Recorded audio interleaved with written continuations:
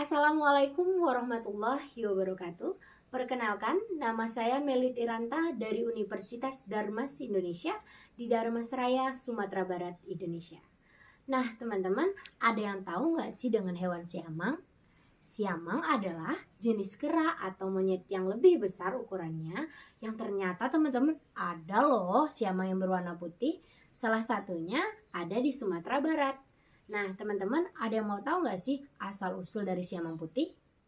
Nah, saya akan mendongeng tentang siamang putih dari Sumatera Barat. Dahulu kala, di pesisir utara Pantai Tikus, Sumatera Barat, hiduplah seorang gadis yang sangat cantik yang bernama Putih Juilan. Namun sayangnya tidak ada satu orang pun pemuda yang berani mendekatinya, karena dia adalah anak dari juragan kapal dan kakeknya tuanku raja kecil yang memerintah di kerajaan Pagaruyung. Para pemuda di kampung Alai dan sekitarnya hanya berprofesi sebagai nelayan, jadi tidak ada yang berani mendekatinya karena takut akan dimurkai kedua kakek Putih Juilan. Maka karena hal ini, kedua kakek Putri Juilan mulai khawatir karena cucu kesayangannya belum menemukan jodohnya. Hingga pada suatu hari kakeknya pun berkata,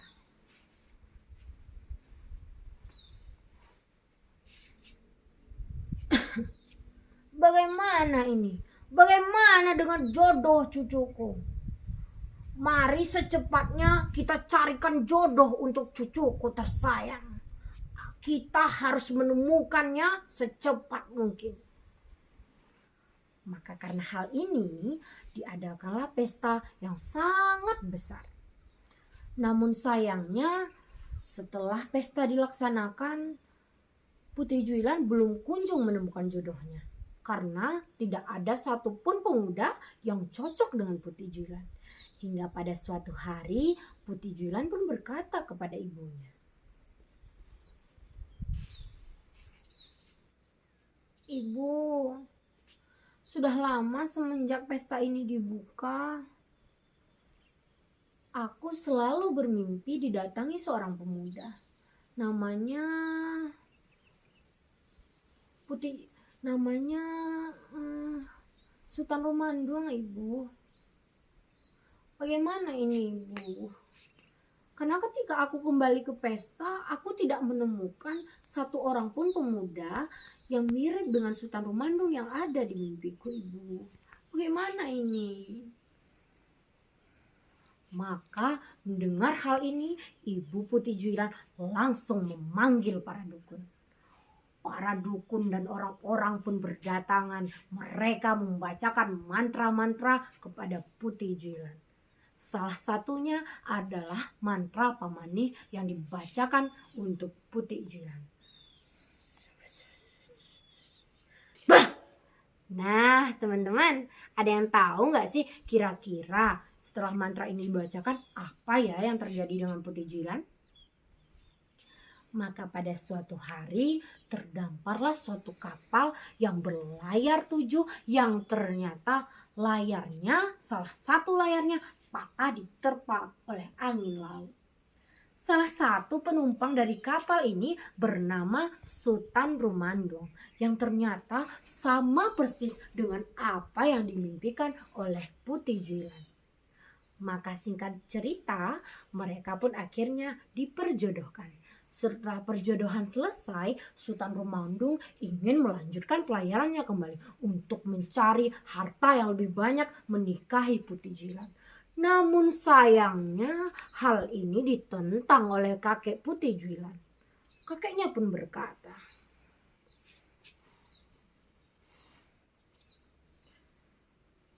"Sultan Rumandong, apa yang kamu cari? Harta sebanyak apa yang ingin kamu dapatkan, Sultan Rumandong? Aku ini seorang pemimpin di kerajaan Pagaruyung, Sultan Rumandong. Aku rasa hartaku sudah cukup banyak untuk membuatmu dan cucuku menjadi orang kaya. Lantas apa yang kamu cari, Sultan Rumandong?" Maka Sultan Temanggung pun menjawab, "Mohon maaf kakek, saya ingin menikahi Putih Juilan dengan hasil kerja keras saya sendiri." Kata-kata ini pun disambut oleh Putih Juilan. Dia berkata, "Kakanda, aku tidak peduli usaha Kakanda berhasil atau tidak. Namun, aku akan bersumpah untuk selalu setia kepada Kakanda. Biarlah aku menjadi siamang jika aku mengingkarinya, Kakanda." "Aku pun akan bersumpah, Adinda. Kakanda akan setia kepada Adinda. Biarlah Kakanda tenggelam di tengah lautan kalau Kakanda mengingkari janji Kakanda kepada Adinda." Maka dari hari ini Sultan Temanggung pun melanjutkan pelayarannya untuk mencari harta yang sebanyak-banyaknya. Hari demi hari, tahun demi tahun berlalu, hingga akhirnya di awal tahun kedua, hati Putih Juilan mulai panik. Dia mulai panik teman-teman karena jodohnya belum kunjung kembali. Hingga pada awal tahun ketiga, datanglah seorang pemuda yang sangat tampan. Putih Juilan lupa dengan jodohnya dan sumpahnya, hingga dia jatuh cinta kepada pemuda kaya raya bangsawan ini. Hingga singkat cerita mereka diperjodohkan, lalu datanglah pada hari di mana mereka melaksanakan pernikahannya. Penghulu datang dan bertanya kepada pengantin laki-laki, "Apakah engkau sedia untuk menikahi Putih Juilan?" Pengantin laki-laki berkata, "Ya, saya bersedia untuk menikahinya."